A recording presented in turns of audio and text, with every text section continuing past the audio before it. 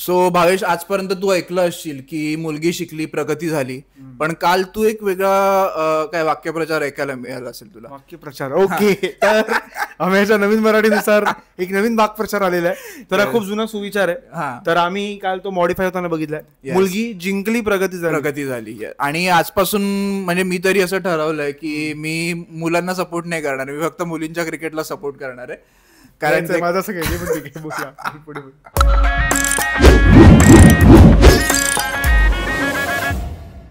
कारण काल जे बायकांनी केलंय ते खूप वाखाडण्याजोगं होतं. खरं. आणि खूप दिवसांनी हा शब्द तू यूज केला. वाखाडण्याजोगं होतं. आणि न्यूझीलंडला हरवलंय बायकांनी काल. खरं. आणि खूप चांगली टीम आहे न्यूझीलंड ऑब्व्हियसली. आणि त्यांच्याकडे खूप म्हातारे बायका खेळत होत्या. कोण? सुझी बेट्स, सोफिया डिवाइन. त्यांची वय कमी आहेत पण त्या खूप म्हातारे दिसतात. अच्छा, तू पण दिसतोस, दोन वय कमी. आता मी मुलीबद्दल काय म्हणतात तुला सांगू शकत नाही, पण जाऊ दे. ठीक आहे, मी ते चॅट शेअर करतो इकडे. ठीक आहे. पण इंडियाचा गेल्या 2-3 मॅच मधला प्रवास बघता इंडियासाठी ही मॅच खूप कठीण असणार होती. बायकांची म्हणतोय मी, खूप कठीण असणार होती. कारण की Australia it was a do or die. जे जिंकेल ती सेमीफायनल जाणार होती. कारण इंडियाने लास्ट आय गेस इंडियाने पहिली मॅच जिंकली बांगलादेश सोबत, बांगलादेश नाही सॉरी श्रीलंकेसोबत. मग पाकिस्तानला हरवलं, मग आपण 3 मॅच हरलो. आफ्रिका, इंग्लंड आणि ऑस्ट्रेलिया. त्यात इंग्लंडची मॅच आपण जिंकायला हवी होती. ऑस्ट्रेलिया आपल्याला असं पण इंग्लंडची मॅच आपण जिंकायला हवी होती. आणि त्यामुळे कठीण होतं, कारण इथं इंडियात आपण वर्ल्ड कप खेळतोय. त्यात गेल्या काही वर्षात आता ज्या प्रकारे प्रचार चालू होता वुमन्स क्रिकेटचा, सो त्यांना एक तर ते खूप बॅशिंग पण काय म्हणतो झेलावं लागत होतं की यांना इक्वल पे हवंय पण इक्वल खेळायचं नाही वगैरे. खूप फालतुगिरी करत होते लोक, त्यांच्या अगदी घरापर्यंत पोहोचले होते. बिचारे रील्स बनवतात, त्याचा पण त्यांना त्रास आहे. म्हणजे आता काय हर्षदीप पण बनवतो.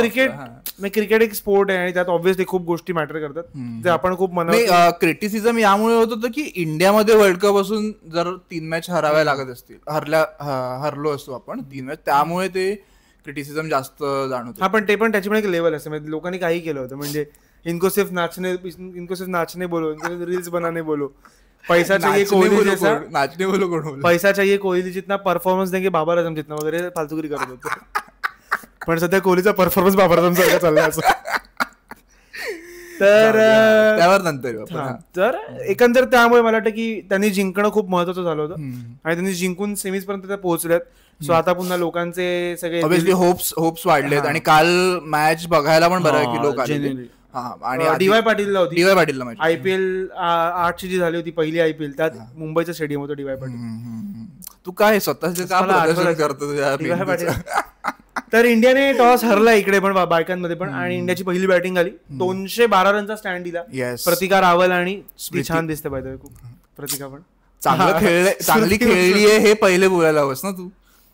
हा, मग ती पण झालंच आहे. 212 रन्स मी आधी बोललो ना. नंतर रोहित शर्मा चांगला खेळला तर तू आधी हे बोलतोस का, अरे रोहित शर्मा चांगला दिसतोय हे आधी बोलतोस तू. पण तो पुरुष आहे, मी पुरुष आहे, मी गे थोडीच आहे, मला तो का दिसायला आवडेल. काय इथेच एक सेकंड थांब. तू कुठल्याही बाईला विचार तिला विराट कोहली का आवडतो, काय ड्रायव्हिंग मारतो हे रिझन नसतं. तो खूप चांगला हसबंड हे रिझन असतं, जमीन आमचं नाहीये. नाही, मला तरी वाटतं की तो त्याच्या फिटनेस मुळे असेल की तो चांगला खेळतो वगैरे असं. तसा पोरींना हार्दिक पांड्या पण खूप आवडतो. कोणत्या करेबियन, आणि गिल पण आवडतो. I don't know Y. असो, शिरे वन साइड, एकदम वन साइडेड सगळं बोलतो. ठीक आहे, सोडवा बायकांवर येऊया पुन्हा. प्रतिका रावल खूप चांगली खेळली. ऑब्व्हियसली तिने बॉलिंग पण खूप चांगली टाकली. 1 की 2 विकेट पण घेतली. 1 विकेट घेतलं तिने, आणि खूप मोक्याच्या क्षणी विकेट घेतली. आणि नॅशनल क्रश ती रिप्लेस करेल असं मला वाटतं काही दिवसांनी. बघितलं पुन्हा इथेच येतोय. नाही, मी बॅटिंग एवढी नव्हती बघितली इंडियाची, मी बॉलिंग पूर्णपणे बघितली. इन जनरल त्या दोघींची जी स्मृती मंदना आपण खूप वर्ष बघतोच तिची बॅटिंग, पण Pratika Rawal the kind of pull shot ती जे काही काल मारत होती, मला जेन्युअनली रोहित शर्मा वाटला तिच्यात, मला दिसला. तिचा जेन्युअनली इतकी स्टेडी होती ती बॅटिंग करताना. सो मी तिच्यात थोड्या काही तिची अर्ली फेज मी हायलाइट्स मध्ये बघितली. ती बॉल्स तिने एकदा खूप घेतल्या, तिची थोडी स्लो होती इनिंग. ऑब्व्हियसली ती जास्त अंगावरती आली नाही, कारण 300 रन्स खूप होते. पण तिची बॅटिंग मला ती खूप स्टेबल वाटली. मिताली राजच्या काळात आपण एवढं क्रिकेट बघितलं नाहीये, पण आणि हरमनप्रीतला पण बघितलं. सो हरमनप्रीत ज्या स्टेबिलिटीने खेळते तेवढी ती स्टेबल खेळत होती एवढं मला वाटलं. आणि खूप तिचा बेस खूप स्ट्रॉंग होता. सो तिची बॅटिंग मला खूप आवडली. तिचे ड्राईव्ह म्हण, तिचे कट्स म्हण, तिचे पुल म्हण खूप चांगले होते. आणि स्मृती तर ऑब्व्हियसली वी ऑल नो तिने एक तर खूप फास्ट पण केली, तिने काहीतरी 97 बॉल 111 मारलेत काल. अच्छा ओके. काल इंडियाकडची ती हायएस्ट पार्टनरशिप आहे वर्ल्ड कप मध्ये 212ची. आणि बाकी खाली जमायमा रॉड्रिगेज. आणि जमायमाचं झालं होतं की तिला इंग्लंड सोबत बसवलं होतं इंडियाने.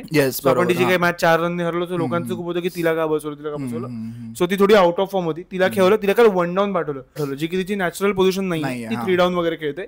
सो ती हरमनप्रीत आणि हरलीन देओल च्या वर आली आणि काल खूप तिने भारी बॅटिंग केली. 76 मारले वाटतं 55 बॉल्स मध्ये, आणि मस्त खेळत होती ती खूप. आणि तिला काल बघून मला झालं काय, मेरा जेमी जेमी मेरी हा बोल नाही मेरी जेमी जेमी यात प्रॉब्लेम काय, एवढं नाही बोललं. हा ठीक आहे सोड. तर काल तिने पण खूप ऍक्च्युली तिच्यावरूनच लोक सगळे म्हणत होते की यांना फक्त रील्स करायला हव्यात, डान्सच्या व्हिडिओ बनवायला हव्यात, ते सगळं चालू होतं जे काही क्रिटिसिझम ते जमायमावरूनच जास्त. हो रिग्रेसिव्ह यार, मुलींचा नाचही आपल्याला पटत नाही. मुलींनी करावं तर करावं काय, मग रील फक्त पुरुषांनी बनवावेत. वा काय वाटत तू करतो रील फक्त हार्दिक पांड्याने बनवावेत. अर्शदीपने बनवा. तो मला कंटेंट क्रिएटरच मेन वाटतं, त्याच्या जॉब ह्याच्यामध्ये. ते तू युझीला विसरलायस मित्र, जस्ट लाईक इंडियन सिलेक्टर्स. आणि अजून पण खूप लोक विसरले युझीला, जाऊ दे असं. हा तर जमायमानंतर अजून कोण खेळला जमायमानंतर? जमायमा आणि हरमनप्रीत आणि प्रतिका रावल ह्या तिघीच खेळल्या. सो प्रतिकाने 122 मारले, माझ्या मध्ये 134 बॉल्स मध्ये.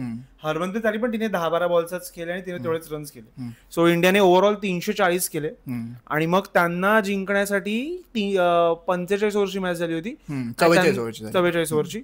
सो त्यांना पण 321 काहीतरी टार्गेट होतं. बरोबर. आणि न्यूझीलंडसाठी मला खूप डिफिकल्ट होतं, त्यांचं नशीबच या वर्ल्ड कपला खराब आहे. एकतर पाऊस प्रत्येक मॅच मध्ये पडतो त्यांच्या 2 मॅच ऑलरेडी कॉल ऑफ झालेल्या आहेत. आणि न्यूझीलंड ही ऑब्व्हियसली ऑन पेपर आणि in general India stronger team आहे, आपल्याला माहितीच आहे. आणि या वर्ल्ड कप मध्ये India in general strongest team नाही. ऑस्ट्रेलिया आहे, इंग्लंड आहे, न्यूझीलंड आहे, त्यानंतर मग इंडिया येते. साऊथ आफ्रिका पण, आफ्रिका स्ट्रॉंग आहे इंडियापेक्षा, खूप स्ट्रॉंग आहे. सो आता इंडिया सेमीफायनलला आलेली आहे. सो इंडिया, ऑस्ट्रेलिया, आफ्रिका आणि इंग्लंड या 4 टीम आलेल्या आहेत. अजून त्यांचं शेड्यूल अनाऊन्स व्हायचं, कारण ऑब्व्हियसली एक मॅच प्रत्येक टीमची बाकी. सो इंडिया आलेली आहे आणि माझ्या ते ह्याच्याहून मोठं ब्रँडिंग असू शकत नव्हतं इंडियामध्ये हा मॅच असणं आणि इंडियाने सेमीफायनलला पोहोचणं. ह्याच्या आधी पण झालंय 2017 साली की इंडिया फायनलला पोहोचली होती, पण ती फायनल आपल्याला माहितीये की एवढी वाईट इंडियाने चोक केली होती. सो तेव्हापासून इन जनरल आणि स्मृती तेव्हापासून विमेन्स क्रिकेट बद्दल तेच बोलला, तिथून गप्पा व्हायला लागल्या खूप जास्त की मोठ्या स्टेजवर तेवढा परफॉर्मन्स चांगला नाही दिसत विमेन्स क्रिकेटचा. पण इन जनरल 17 पासून ती लाईमलाईट मिळायला लागली विमेन क्रिकेटला. Kudos to Smriti Mandhana. So त्यानंतर पण हे बघ किती हार्श असलं, तर तिथूनच सुरुवात झाली जेवढं सगळ्यांना माहिती आहे. ऑब्व्हियसली तो वर्ल्ड कप खूप महत्वाचा होता. मिताली राजला वगैरे आपण काय म्हणतो राईट डाऊन नाही करू शकत आपण. आणि इंडिया त्या वर्ल्ड कपला फ्लॉलेस खेळली. इंडिया फायनलला पोहोचली आणि फायनलला इंडियाला काहीतरी 30 हवे होते, 45 बॉलमध्ये 7 विकेट होत्या. तिथून इंडियाने चोक केलेले आहे. म्हणजे तुम्ही आफ्रिकेला चोकर्स म्हणताय. नाही, गेल्या 10-15 वर्षात इंडियाने पुरुषांचं असो किंवा मग बायकांचं चोक तर प्रॉपर केलं इंडियाने. खरं, चॅम्पियन्स ट्रॉफी आणि T20 वर्ल्ड कप आता जर तू सोडलास तर. न्यूझीलंडने बॅटिंग मध्ये त्यांनी बरा प्रयत्न केला. त्यांची जे इसाबेल गेज आणि हॅलिडे नाव तिचं, हॅलिडे, त्या दोघींनी चांगली पार्टनरशिप टाकली शेवटी. पण मग हॅलिडेला शेवटी इंटरनॅशनल क्रश एमिला कर, तिने पण चांगली बॅटिंग, तिने 45 रन्स केले. हा, हॅलिडे बरी बॅटिंग करत होती, पण मग ते शेवटी त्यांचा रिक्वायर्ड रन रेट खूप जास्त 15च्या आसपास, ते ऑलमोस्ट 5.5-6 चालत होते पूर्ण वेळ. हा, नंतर मग 15च्या वर गेल्यानंतर मग त्यांना प्रत्येक बॉल मारायचा होता, त्याच्याशिवाय काही उपाय नव्हता. आणि मेन तर आउटफील्ड तुझी एवढी फास्ट नव्हती कालची, पावसामुळे डॅम्प झालेली, आणि त्यामुळे मग अजूनच वाट लागली त्यांची. नंतर मग ते घुसतच गेले. तरी हॅलिडे गेल्यानंतर पण गेजने बऱ्यापैकी ट्राय केलं मॅच शेवटपर्यंत नेण्याचं, पण एवढं काही वर्क नाही झालं त्यांच्या. ठीक आहे, पण इंडियासाठी चांगलं झालं. इंडिया सेमीजना पोहोचलेली आहे. So all eyes are on now woman cricket, Indian woman. आणि ते म्हणत होते की आम्ही बायकांवर व्हिडिओ नाही बनवत वगैरे, जे काही असेल ते आता बघा आम्ही पहिला व्हिडिओ केलाय. खरं. सो यापुढे प्रत्येक काय, आता आपण येऊया पुरुषांच्या क्रिकेटकडे. आणि काल जे झालेलं आहे, विराट कोहलीने काल माझ्या ते काय वाटतं, विराट कोहलीने कॉल ऑफ केलेलं आहे काल क्रिकेट की नाही, ॲडिलेडला कॉल ऑफ केलं काल त्याने.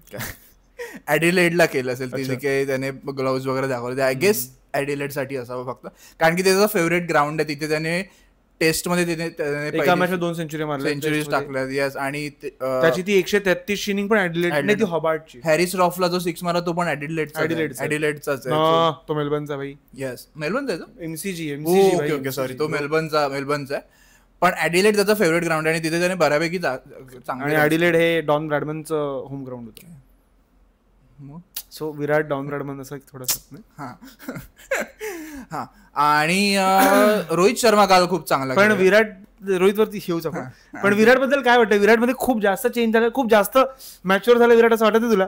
एवढी मॅच्युरिटी नको होती. एक मीम बघितलेलं मी की बचपन में मुझे विराट जैसे बनना था, अभी ऐसा लग रहा है विराट ही मेरे जैसा बन रहा है. पण नाही यार, मला पण विराट बद्दल लोकांना खूप होतं की विराट यार खूप शिव्या घालतो विराट. पण विराट टेक कर यार, दॅट वॉज युअर क्रिकेट माझ्या मध्ये. हा म्हणजे त्याच्याने तुझी चार्म गेला असं वाटायला लागलं. इंटेन्सिटी दिसायची तुझी, त्यामुळे तुझा गेम अपलिफ्ट व्हायचा, जे काही होतं ते. काल तू बघितलं सर तर जसे फिल्डिंग करताना जे काही डकवर आउट झालं त्याच्यानंतर फिल्डिंग आली आपली, तेव्हा तू बघशील तर त्याचे असे खांदे पूर्ण खाली गेलेले, तो खिशात हात टाकून असं फिरत होता. और otherwise is too much of family man नाव. माहित नाही त्याचं काय. नाही ते ठीक आहे, ते पर्सनल जे काही असेल ते त्याचं असेल. पण ग्राउंडवर अनुष्कासाठी काही वाईट फिलिंग्स नाहीत आमच्या अजिबात. No harsh feelings to Anushka. ग्राउंडवर जी त्याची इंटेन्सिटी दिसायची विकेट पडल्यावर म्हण किंवा कॅच पकडल्यावर, त्याने कॅच पकडला आणि खूप नॉर्मल रिॲक्ट केलं त्याने. हा अगदीच म्हणजे सोडल्यासारखं वाटत होतं सगळं. हेड 2 शिवाय कमी ऐकल्या का. पण लेट्स सी, आता पुढच्या मॅचला कळेलच आपल्याला की तो या सिरीज नंतर संपवतोय की संपतंय सगळं. नाही, यू नेव्हर नो. सो विराट वर नेऊया आपण रोकडे. काल रोहित शर्माने क्लासिक रोहित शर्मा इनिंग खेळली. He was struggling too much माहिती स्टार्टला, तर मग त्याचं अगदीच बॅटला बॉल पण नव्हते लागत. आणि हेझलवूडने उघडलं, त्याला खूप उघडलं. हेझलवूड एकतर बाहेर काढत होता बॉल, 1-2 बॉल त्यांनी 8 टाकले, पण नॉर्मली त्याचा आउटस्विंग जो होता तो त्यावर खूप बीट करत होता रोहित शर्माला. आणि मग त्यामुळे मग अगदीच तो कसं सांगू, अगदीच खाली गेली. आणि मग असं होतं की खूप शेलमध्ये होता रोहित शर्मा. म्हणजे शेलमध्ये पेक्षा त्याचे बॉल मिडलच होते. आणि मग पण मला तरी रोहितचं एक वाटलं की काल त्याने 1-2 मध्ये तो असं पुढे मारायला गेला रॅश शॉट्स, पण अदरवाईज त्याने खूप कंट्रोल केलं. अशी क्लासिक आपण आपल्या काळात आपल्या लहानपणी आपण ज्या ओडिया इनिंग्स बघितल्यात, म्हणजे सचिन असो किंवा पॉन्टिंग असो, वेळ घेऊन खेळणं, जयवर्धनेच्या क्लासिक इनिंग्स अशाच आहेत सगळ्या. आणि हेच होतं, जर तू मोठ्या प्लेयर्सना बघशील, जर त्यांचं काही फसत असेल टेक्निक मध्ये वगैरे, तर ते लोक वेळ घेतात. ते असं नाही विचार कर की अरे मला मारूनच खेळावं लागणार. पण हा तो रोहित शर्मा नाहीये जो रोहित शर्मा 2023च्या वर्ल्ड कप पासून लास्ट व्हिडिओ मध्ये पण बोललो तसं आपण बघायला मिळत होता. त्याला थोडं आता रन्स साठी खेळावंच लागणार. जर त्याला 27चा वर्ल्ड कप खेळायचा असेल तर जरा आगरकर आणि गंभीरला लांब ठेवायचं असेल. नाही, मगाशी एक व्हिडिओ आलेला इन्स्टावर की रोहित शर्मा येत होता आणि पाठून गंभीर पाठून त्यातील ओरडला की अरे लोक फोटो मांग रहे लगता है, तुम ये लोक लग रहा है की लास्ट मॅच आहे वगैरे असं काहीतरी. गंभीर यार ह्या जन्मात तरी पापा तू फेडू नाही शकत, तू कुठे फेडणारच. काय करत नाही, तो रोहित शर्मालाच बोलला. नाही ते जे काय असेल, पण हे सगळं का आता जाऊ देतात, तुझे जे काही इंटेन्शन ते कळतात आम्हाला. नाही, तो चांगला इंटेन्शन, तो काय वाईट इंटेन्शन. त्याचा मेजर इंटेन्शन, त्याचा काय त्याचा लॉंग टर्म इंटेन्शन वेगळं आहे, सगळ्यांना माहिती आहे. काय रे काय त्याला तो भाव हवा आहे जो पीएम बनायचा त्या दोघांकडे, जे काय असेल. हा ठीक आहे. पण तर रोहितने क्लासिक रोहित इनिंग खेळली. पण तू कुठला रोहित शर्मा प्रिफर करतोस, हा वाला की जो तो 23च्या वर्ल्ड कपला आपण बघितला तो वाला? नाही, मला हा वाला आवडतो जास्त. तुला मारून खेळणार? मला रोहित शर्मा इन जनरलच आवडतो. मला असं हे जेन्युअनली मला असं वाटतं की त्याची आता बॅटिंग बघून मला असं वाटायला लागलं, देर आर सम प्लेयर्स, जसं की तू धोनी हा खूप हुशार आहे. सो मला वाटतं धोनी कुठल्याही क्षेत्रात भारीच असला असता. त्याने समज त्याने तो डिफेन्स टीसी राहिला असता तरी तो खूप चांगलाच असता. टीसी राहिला असता तरी तो चांगलाच असला असता. जसं विराट हा खूप हाय परफॉर्मिंग प्लेअर होतो, त्याने फुटबॉल पण तो चांगलाच खेळला असता. पण मला वाटतं की Rohit was born to play cricket. त्याचं क्रिकेट मला त्या पद्धतीचं आता वाटायला लागलेलं. ठीक आहे, शेवटच्या काही मॅचेस आहेत रोहित शर्मा मला वाटत नाही 27 वर्ल्ड कप पर्यंत जाईल. ठीक आहे, म्हणजे मी पण फॅन आहे रोहित शर्माचा, पण एवढं बॉर्न टू प्ले नाही फॅन. इन्स्टावर खूप व्हिडिओ लोकांना कळलेलं आहे. असं माझ्या भावाने कमेंट टाकली आहे की दादा तू बायस्ड आहेस खूप, रोहित शर्माच्या विरोधात. नाही, प्रॉब्लेम काय, हा खूप जास्त प्रेम करतो याच्यावर, त्यामुळे माझं प्रेम दिसत नाही. त्यामध्ये प्रेमाविषयी आपण बोलूच नाही. प्रेमावर आपण येऊया गिलवर. गिलवरचं जे प्रेम आहे, काल स्टार्टला त्याची बॅट चांगली लागली होती, तो खूप कम्फर्टेबल होता. पण नाही, मला गिलच्या इनिंग मध्ये ते एक जाणवलं की रोहित शर्मा खूप जास्त स्लो, त्यामुळे कदाचित त्याला तो शॉट खेळावा लागला जो त्याने मारला, आणि मग ती कॅच गेली मिचेल मार्शकडे त्याची. सो ते पण कारण असणार होतं की रोहित शर्मा 23च्या वर्ल्ड कपला पण तो लवकर आउट झाला. त्याचं काय कारण होतं? जाऊ दे, भूतकाळात नको रमू रे, जाऊ दे. एशिया कपच्या फायनलला पण तो लवकर, काय कारण होतं? WTC फायनल पण तो लवकर, काय कारण होतं? हा, रोहित अगदीच म्हणजे 50च्या स्ट्राईक रेटला पण नव्हता तो. पहिले 20 बॉल त्याने 8 रन केले, पुढचे 20 बॉल एक्झॅक्टली 11 का 12 रन केले. एक्झॅक्टली. सो त्याचे 60 बॉल 28 होते. बट ऑब्व्हियसली ज्यांना ट्रेडिशनली रोहित शर्मा माहिती आहे काय प्लेअर, काय पद्धतीचा प्लेअर आहे, तो कधी कॅचअप करू. सो ते माहिती होतं. सो पण आता गिल तुझा आत्ताच कॅप्टन झालाय आणि तो प्रश्नच पण सो ते सगळं प्रेशर पण असणारच आहे त्याच्यावर. तो त्या ह्याच्यात तो शॉट खेळला गेला असं माझ्या मते तरी. गिल आउट झाला. तर गिल नंतर आला विराट कोहली. येस. आणि तो पण गेलाच. पण मग विराटचं काल, विराट नाही 1-2 बॉल खेळले ना, तिसरा का दुसरा बॉल आउट. सो तो अगदीच प्लम थोडा बॉल आत आला. हा, प्लम एलबी होता आणि नशीब तो DRS नाही घेतला, नाही तर तसं पण तो वायाच गेला असता. पण ठीक आहे, विराट गेला. मग आता जेन्युअनली विराट आउट खरंच वाईट वाटलं. आणि त्याच्या पद्धतीने गेला. ऍडलेटच्या क्राऊडला असं ग्लोव्ज वगैरे दाखवतो. कॉल ऑफ होपफुली ते फक्त ऍडलेटच्या क्राऊड साठीच असेल. खरं ते गंभीरसाठी पण, आणि तसंच आहे आय गेस. बेलाने केली. तर विराट गेला. विराट नंतर अय्यर आला. सो मुंबईची जोडगोळी खेळत होती आणि त्या दोघांनी खूप सेन्सिबल पार्टनरशिप केली असं मला वाटतं. 100ची त्यांनी पार्टनरशिप टाकली दोघांनी. आणि दोघांनी मी एकतर कॉम्प्लिमेंट केली इनिंग खूप जास्त. रोहित जेव्हा स्टार्टला स्लो होता, अय्यरने काही रिस्क घेतले चांगले. आणि नंतर रोहित जेव्हा रोहित शर्मा 2 पुल शॉट जे मारलेत काल मित्र. पहिला तरी ठीक आहे, पहिला एवढा चांगला टाइम नव्हता झाला त्यांनी. दुसरा जो मारलाय भाई चुम्मा, आवाज जो आला बॅट मधून. खरं. आणि त्याने नंतर एक स्वीप शॉट पण चांगला मारला, मला खूप आवडला. त्यानंतर त्याने एक एक्स्ट्रा कव्हर ड्राईव्ह मारला, वरनं उडवला तो. बरोबर, तो पण चांगला होता. सो काल असं वाटलं होतं की रोहित विंटेज रोहित दिसतोय, की असं 150 वगैरे मारेल. पण मग स्टार्क आला बॉलिंगला. तो बॉल लूज होता, तो खूप, एक तर खूप लूज होता, कनेक्ट नाही झाला. आणि जर तो प्रॉपर रोहित शर्मा आधीचा असला असता तर तो कदाचित 6ला पण गेला असता. पण ते 10 किलो का कमी केले रोहित. तो थोडा टच मध्ये यायचा प्रयत्न करतो, त्यामुळे तो तेवढा चांगला टाइम. पण काल त्याने स्वतःला वेळ दिला, ही चांगली गोष्ट. काल मी सुरुवातीला त्याचे 1-2 पुल शॉट बघितले, त्याने चक्क ते खाली ठेवायचा प्रयत्न केला, ग्राउंडवर मारले त्याने. सो आय गेस ते डोक्यात असणारच आहे की आता विकेट टाकून चालणार नाही आधी. तर रोहित अय्यरची पार्टनरशिप झाली. मग अचानक रोहित गेला आणि मग थोडं तेच अय्यर पण थोड्या वेळाने लगेच गेला. झॅम्पाने अय्यरला काढलं, राहुलला काढलं. झॅम्पा लिहिलेलं आहे झॅम्पाच्या नशिबात की तो आपली येऊन. खरं आहे. आणि मला खरंच वाटतं की झॅम्पा मला एवढा ग्रेट बॉलर वाटत पण नाही. मला असं नाही चेहरा एवढा ग्रेट तर नाहीये, तेवढा स्पिन पण नाही करत तो काय एवढा विकेट्स काढतो. असो, इंडिया स्पिन वाईट खेळायला लागली. अय्यरने त्याच्या आदल्याच बॉलला आय गेस त्याला 4 मारलेला. जेव्हा आउट झाला आदल्या बॉलला 4, पुढच्या बॉलला आउट झाला. एज लागून इनसाइड एज लागला. लक खराब होतं. पण लक खराब राहुलचं पण आहे. अक्षर पटेल त्याच्या आधी उतरला. आता तो आय गेस ऑर्डर सेट झालेला आहे चॅम्पियन्स ट्रॉफीच्या सक्सेसमुळे. सो पण अक्षर पटेल ऑब्व्हियसली चांगला तो स्टार्कला एकदा चांगला निगोशिएट करत होता काल आल्या. राईट. पण अक्षर पटेल माझ्यामध्ये खालीच खेळावं अक्षर पटेल, कारण की नितीश कुमार त्याच्यापेक्षा चांगला बॅट्समन आहे, राहुल त्याच्यापेक्षा चांगला बॅट्समन. सो दोघांनी पण आयडियली त्याच्यापेक्षा वर यावं. आता माहित नाही ते लेफ्टी राईटी मध्ये चॅम्पियन्स ट्रॉफीला बघशील तर तो बऱ्यापैकी त्या सिच्युएशनला सूट करत होता अक्षर पटेल, की जिथे तुला थोडी कदाचित विकेट वाचवायची सिच्युएशन असेल. आता तुला असं की 20 ओव्हरचा त्यातला माहिती की राहुलकडे दोन्ही games. Right. Even Nitish Kumar पण मारूच शकतो. नितीश कुमार तर अगदीच काल सुंदरच्या पण खाली उतरला. सो ते काय ते फार सुंदर नव्हतं बघण्यासाठी. आणि तो सुंदर खेळला पण नाही. सुंदर काल खेळला. हर्षित राणा त्याच्या ऑलराऊंडिंग कॅपॅबिलिटीज बद्दल बोललं जात होतं, तो काल त्याने दाखवलं. फायनली काहीतरी वर्थ त्याने प्रूव्ह केलंय काल. खरं. त्याने हर्षदीपने 37ची पार्टनरशिप केली. आता गंभीर येऊन पुन्हा सांगू शकतो प्रेसमध्ये की भाई बघा काल रोहितपेक्षा चांगला हर्षितच केला, तो बोलूच शकतो. आणि काल अक्षरने पण 47 रन्स केले. सो इंडियाने डिसेंट स्कोर होता, माहिती कमीच होता स्कोर, पण 264 65. पण फायटिंग टोटल कालच्या ग्राउंड वरती बरा होता, कालच्या पिचेसवरती कालच्या पिचवरती बरा होता. आणि वाटलं नव्हतं एका पॉइंटला की 264 वगैरे होतील. सो नंतर मग की रोहित बीसीटीची इनिंग खेळून घेतो. किती 91 बॉल 72 मारले, 97 बॉल 73. 97 बॉल 73 मारले. सो खूप स्लो होती इनिंग तसं बघायला गेलं तर. रोहितच्या स्टँडर्ड्स खूप स्लो होती, पण मला वाटलं की रोहितचं तेच आहे की तो कदाचित कव्हर अप करेल. त्याने 200ची जी इनिंग केली त्यात पण ऑब्व्हियसली नंतर त्याने कॅचअप केलं. ते ट्रेन मेल एक्सप्रेस वगैरे रात्री कव्हर करते. तर त्यानंतर मग इंडियाने आय गेस 264 मारले, 265 विन होते. त्यानंतर मग ऑस्ट्रेलियाची सुरुवात पण ठीकठाक झाली. आणि एक तर सिराज आणि हर्षदने बॉलिंग खूप चांगली, खूप राईट लाईन्स होत्या त्यांच्या. आणि मिचेल मार्श लवकर आउट झाला, 11 रन्स करून आउट झाला. मला आवडत पण नाही, पुढे येऊन मारायला गेला मोठा शहाणा. पण तो लास्ट मॅच चांगली खेळली ना, त्याने 46 रन्स मारले, तो उभा राहून खेळला, त्यानेच घेऊन गेले. सो मिचेल मार्श लवकर आउट झाला, हेड पण बऱ्यापैकी लवकर गेला. ट्रॅव्हिस द टुल्ला त्याला आय गेस आधी विराट कोहलीने काहीतरी स्लेज बीच केला, काहीतरी बोलला. हा काय विराटचे स्लेजिंगचे गुण नाही गेले, त्याची पद्धत बदलली. आता तो शिव्या नाही गेला, तर तो चांगल्या पद्धतीने आता तो सौम्य झाला विराट. पण सौम्य विराट नकोय आम्हाला कारण.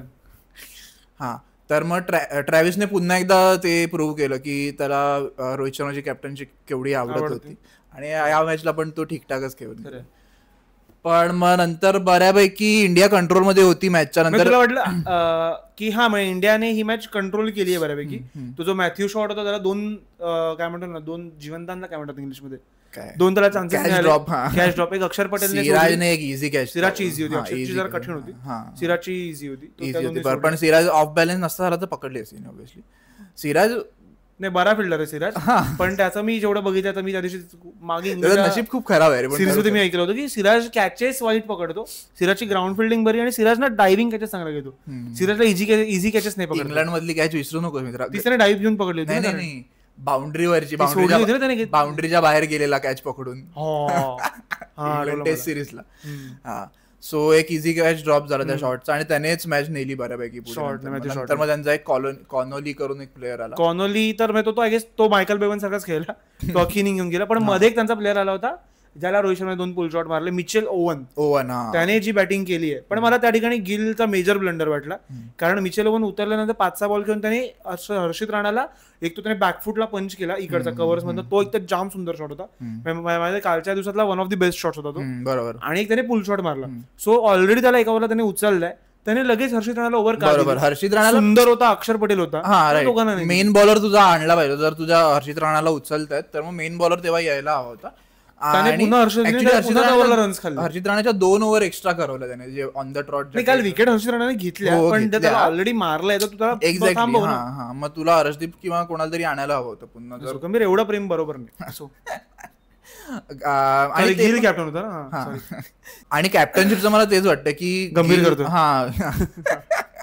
गिल हा खूप अर्धा कॅप्टन, म्हणजे 50% कॅप्टन, बाकी पण तेवढा वेळ लागेल त्याला. कारण काल पण बऱ्यापैकी एका पॉईंट नंतर रोहितच बऱ्यापैकी बॉलर सोबत, पण ठीक आहे. हा आणि मी ते एक जाणवलं की रोहित पण विराट असा खूप लांबच राहतो तरी त्या सगळ्या विराटचं हे पण नकोय मला. आता मला डिस्कशन्स पण नको, बस झालं. काय झालंय विराट पण. आणि विराटचं मला वाटतं की खूप जास्त इमोशनल प्लेअर आहे, मला असं वाटतं. हा तो इमोशनल ऑब्व्हियसली. आधीच्या जे काही 10-15 वर्ष खेळले ते खूप इमोशनली ड्रिव्हनच आहेत सगळ्या इनिंग्स. डिसिजन मला खूप इमोशनल वाटायला लागले होणारच पुढचे. हा होपफुली तिसऱ्या मॅच नंतर नाही येणार असं काही डिसिजन, होपफुली नाही येणार. I think he should play world cup 2027 आणि मग वा रिटायर, मग ठीक आहे, मग झालं तर काही प्रॉब्लेम. एकंदर तर कठीणच वाटतं सगळ्यांच असं. तर आणि मॅचच्या शेवटाकडे पण बघशील तर इंडियाने बरी बॉलिंग केलेली. ऑस्ट्रेलियाने 350 पार्टनरशिप टाकली, जे की इंडियाने 100ची टाकली. राईट. पण ऑस्ट्रेलिया छोट्या पार्टनरशिप खूप इम्पॉर्टंट ठरली. एक्झॅक्टली. जो कॉनोली तू बोललास तो पण खूप चांगला खेळला. एक्झॅक्टली. आणि हे आधीपासून आपण वन डे क्रिकेटमध्ये ऐकत आलोय की भाई छोट्या पार्टनरशिप बनल्याच पाहिजे तुझ्या. एकच मोठी पार्टनरशिप आली आणि बाकीचे नाही केले असं चालत वर्क नाही होत कधी. हे वन डे क्रिकेटचं खूप कसं सांग बेस बोललं जायचं, जेवढं मी कॉमेंट्रीमध्ये ऐकलेलं आहे आधी लहान असताना वगैरे ते. आणि मग शेवटी 10-15 रन्स जेव्हा हवे होते त्याच्यानंतर ऑस्ट्रेलियाच्या 2-3 विकेट्स पडल्या. थोडी मॅच बनत होती पण मग अगदीच खूपच कमी रन्स होते. आणि तो जो कोणी होता कॉनोली, तो शेवटपर्यंत उभा होता. आणि मग मिचेल स्टार्कने पण नंतर येऊन एक 4 मारला, त्याच्यानंतर मग गेलीच. मिचेल स्टार्क पण आउटच झाला, पण मग नंतर मग गेलीच मॅच तिथे. सो ओव्हरऑल सिरीज हरली आहे इंडिया. आणि लेट्स सी तिसऱ्या मॅचला प्राईडसाठी खेळतात की रिटायरमेंटसाठी. सो T20 सिरीज इंटरेस्टिंग असेल, कारण T20ची इंडियाची टीम पण खूप जास्त चांगली आहे. आणि सॉरी अजून एक कुलदीप बद्दल काढलं, कुलदीप असायला हवा होता टीम मध्ये. पहिली मॅच तिकडे बॉल फिरवतोय तर कुलदीप तर फिरवूच शकतो. आणि एक बॅट्समन एक्स्ट्रा का हवाय मला अजून पण नाही कळत. मला वाटतं की सुंदर निकाल घेतल्यात जरी विकेट तरी मला सुंदरची कदाचित जागा नव्हती बनत टीम मध्ये, किंवा रेड्डीची ज्या पद्धतीची बॉलिंग रेड्डीची पण तुम्ही नितीश कुमार कडून बॉलिंग करवताच आहात ना, मग तुम्हाला एक बॅट्समन का हवाय एक्स्ट्रा? तुम्हाला कुलदीपला खेळवायचंच आहे. काही अश्विनने पण हा डिसिजन खूप क्रिटिसाइज केला की कुलदीपने काय चुकीचं केलंय. कुलदीपने तुम्हाला एवढ्या चांगल्या मॅचेस जिंकवल्यात आधी, चॅम्पियन्स ट्रॉफीमध्ये वगैरे तो घेऊन गेलाय प्रॉपर. सो त्याची जागा बनतच होती आणि कुलदीपला त्यांनी बसवलंय. प्लस कालचे ते मला काही कॅप्टन्सी मध्ये डिसिजन जरा चुकीचे वाटले. आणि जे तू बोललास तेच की सुंदरच्या वर हा यायला होता, रेड्डी यायला होता. तू तर राहुलचं पण म्हणत होता ते पण. पण तो डिसिजन मला फार लवकर बदलेल असं वाटत नाही. नाही आता तो नाहीच बदलणार, कारण की तेच आहे की प्लॅन आता सेट आहे भाई, प्रूव्हन सक्सेस आहे झालेलं. सो लेट्स सी पुढची मॅच कशी जाईल इंडियासाठी. आणि त्यानंतर T20 सिरीज पण ऑब्व्हियसली आहे, 5 मॅचेस. पण तुला वन डे क्रिकेटचं काय वाटतं तुला ओव्हरऑल? मला अजून मी माहिती आहे वन ऑफ दोज फॅन्स जो मी T20 मॅच आणि वनडे मध्ये नेहमी वनडेच प्रिफर करतो बघ. मला वनडे मॅचेस बघायला मजा येते, का माहिती. पण वनडे क्रिकेटचं थोडं वनडेतला ते तुला बॅटिंग बघायला मजा येते. वनडे तुला ना थोडं टेस्टचं एक काही लोक जे टेस्टचा पेशन्स नाही ठेवत त्यांच्यासाठी वनडे खूप क्लासिक आहे. तुला एक प्रॉपर इनिंग बिल्ड करणं दिसतं, तुला काउंटर अटॅक दिसतो, तुला सगळं दिसतं. सो मी तो आहे की जो मला नेहमी T20च्या वर. पण वनडे क्रिकेटमध्ये आता तू बघशील ना कालच्या मॅच मध्ये पण की एका पॉइंटला असं झालेलं की ऑस्ट्रेलियाने पण पार्ट टाइमर्स लावलेले 20व्या ओव्हर नंतर 25व्या ओव्हर नंतर पार्ट टाइम्स लावलेले. मग तिथे रोहित शर्मा आणि अय्यर खेळत होता. सो ते लोक पण सिंगल टाक. सो काही घडत नाही तिथे, ना तुझी विकेट पडत ना तुझे रन्स बनत. पण मग हे काय माझा काय मुद्दा काय. सो एक्झॅक्टली काही एंटरटेनिंग घडत नाही क्रिकेटच्या पॉईंट ऑफ व्ह्यू ने बघायला गेलं असतं. पण आता ते काय माहिती होणार ना, ते तू असं थोडीच की टेस्ट मध्ये पूर्ण एंटरटेनमेंट चालू असतं. टेस्ट तर पूर्ण वेगळाच फॉर्मॅट आहे. पण वन डे क्रिकेटचा हा मेन. पण मला तेच वाटतं की त्या फेज मध्ये पण हिटिंग होते कधी कधी. एक्झॅक्टली ती आता कमी झाली त्या फेज मध्ये जी काही हिटिंग व्हायला हवी, किंवा ते ग्राउंड मध्ये पण असेल, मोठा ग्राउंड आहे त्यामुळे कदाचित नसेल होती हिटिंग. आणि ऑब्व्हियसली मेन प्रॉब्लेम 20 ते 40 ओव्हरच्या पॅच मध्ये ना काही घडत नाही तिथे वन डे क्रिकेटमध्ये. त्यावेळी आपण ते करू. प्रोजेक्टेड रन्स किती आहेत 20 ओव्हर्स मध्ये, तसं काहीतरी करू शकतो आपण.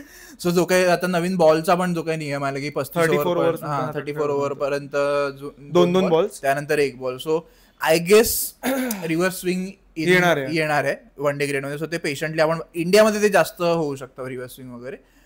सो ते पेशंटली बघावं लागेल वन डे क्रिकेटच्या चाहत्यांनी. पण मला तर वन डेज नेहमी मला खूप आवडतं. मला पण वन डेज आवडते, पण तो जो 20 ओव्हरचा पॅच आहे त्यात काहीतरी घडलं पाहिजे अजून. मग काय नाचवा बाया नाचवा. शिर्याला अजून तिथेच आहे हा की बायकांनी नाचलंच पाहिजे. एवढा चांगला क्रिकेट खेळत हे बघवत नाही. असो, लेट्स कॉल इट ऑफ. हा आणि तुम्हाला जे काही वाटलं काल दोन्ही इंडियनच्या परफॉर्मन्स बद्दल, एक बायकांचा आणि एक पुरुषांचा आणि गंभीरचा,